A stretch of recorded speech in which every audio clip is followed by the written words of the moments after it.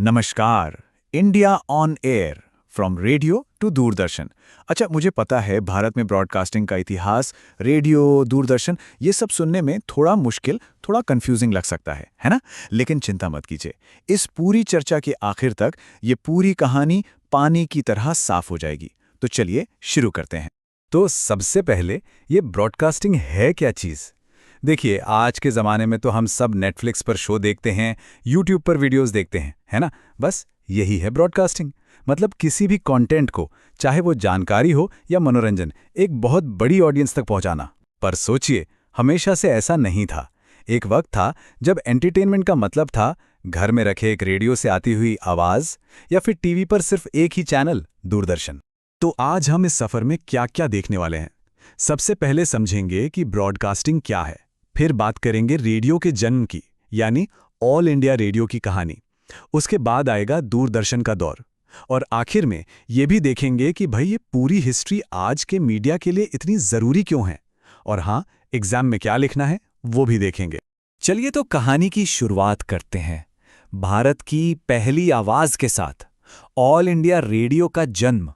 देखिए, मजे की बात यह है कि इंडिया में रेडियो की शुरुआत किसी सरकारी संस्था ने नहीं, बल्कि एक प्राइवेट कंपनी ने की थी, इंडियन ब्रॉडकास्टिंग कंपनी या आईबीसी। पर यह ज्यादा दिन प्राइवेट नहीं रह पाया। जल्द ही ब्रिटिश सरकार ने इसे अपने कब्जे में ले लिया। क्यों? शायद इसलिए कि इसे चलाना महंगा था और सरकार को पता था कि यह कितना पावरफुल मीडियम है। तो इसका नाम बदलकर रख दिया गया इंडियन स्टेट ब्रॉडकास्टिंग सर्विस, मतलब ISBS। फिर आई वो तारीख 8 जून 1936, जब इसका नाम फिर बदला गया और इसे वो नाम मिला जो हम सब जानते हैं, ऑल इंडिया रेडियो यानी AIR। और आज़ादी के बाद फाइनली इसे एक और नाम मिला, आकाशवाणी। और हाँ, ये आकाशवाणी नाम कहाँ से आया? ये नाम मशहूर कवि पंडित नरेंद्र शर्मा जी ने सुझाया था। कितना सुंदर नाम है ना? आकाश से आती हुई वाणी। और आज भी आकाशवाणी सिर्फ खबरें नहीं लेता, किसानों के लिए, युवाओं के लिए, महिलाओं के लिए, सबके लिए खास प्रोग्राम बनाता है। तो जरा सोचिए, एक प्राइवेट कंपनी से शुरू होकर सरकारी सर्विस और फिर देश की आवाज आकाशवाणी बनने तक का ये सफर। तो आवाज की दुनिया से निकलकर अब हम तस्वीरों की दुनिया में चलते हैं।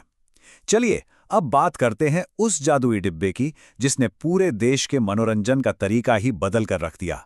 जी हां, द दूरदर्शन एरा बिगिंस। तो इंडिया में टेलीविजन रेडियो के काफी बाद आया। पहला टीवी सेंटर दिल्ली में शुरू हुआ 15 सितंबर 1959 को, और कई सालों तक तो इसकी पहुंच बहुत ही लिमिटेड थी। फिर 1972 में मुंबई में दूसरा सेंटर खुला। लेकिन 2 साल ऐसे आए जिन्होंने सब कुछ बदल दिया। पहला था 1982, जब टीवी रंगीन हो गया। ये एक असली रेवोल्यूशन था।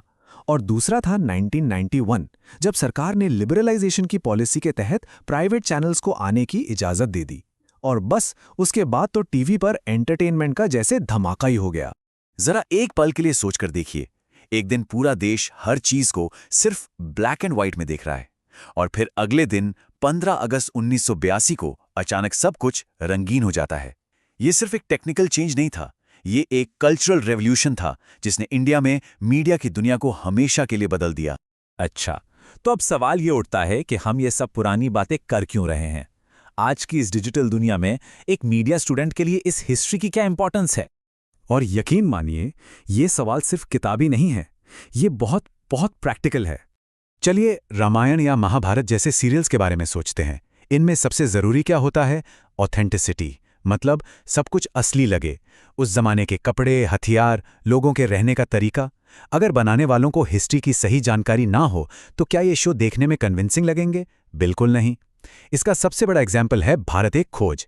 ये शो नेहरू जी की किताब पर बना था, और इसे बनाने के लिए जो हिस्टोरिकल रिसर्च की गई थी वो आज भी एक बेंचमार्क है। तो ये हिस्ट्री की समझ सिर्फ अच्छे मार्क्स के लिए नहीं है, ये आपके लिए करियर के दरवाजे भी खोलती है। सोचिए, डिस्कवरी चैनल है, हिस्ट्री टीवी 18 है। ये चैनल अपना कंटेंट बनाने के लिए हिस्टोरिकल कंसल्टेंट्स पर डिपेंड करते हैं ताकि सब कुछ फैक्चुअली करेक्ट हो। मतलब जरा रुककर सोचिए, हिस्ट्री का ज्ञान आपको आज के मॉडर्न मीडिया इंडस्ट्री में एक अच्छी खासी नौकरी दिला सकता है। चलिए, तो अब तक हमने जो भी समझा है उसे फटाफट कुछ की पॉइंट्स में समेट लेते हैं। ये पॉइंट्स आपको एग्जाम में एक परफेक्ट आंसर लिखने में मदद करेंगे। अगर रेडियो के हिस्ट्री पर सवाल आता है तो ये जर्नी याद रखनी है। शुरुआत एक private company, Indian broadcasting company यानी आईबीसी से हुई। फिर इसे ब्रिटिश सरकार ने ले लिया और नाम रखा इंडियन स्टेट ब्रॉडकास्टिंग सर्विस या आईएसबीएस। फिर 8 जून 1936 को ये बना ऑल इंडिया रेडियो AIR और आज़ादी के बाद इसे नाम मिला आकाशवाणी। बस इतना ही। और दूरदर्शन के लिए 3 की डेट्स हैं जो आपको याद रखनी है। पहली 1959 जब दिल्ली में पहला सेंटर खुला।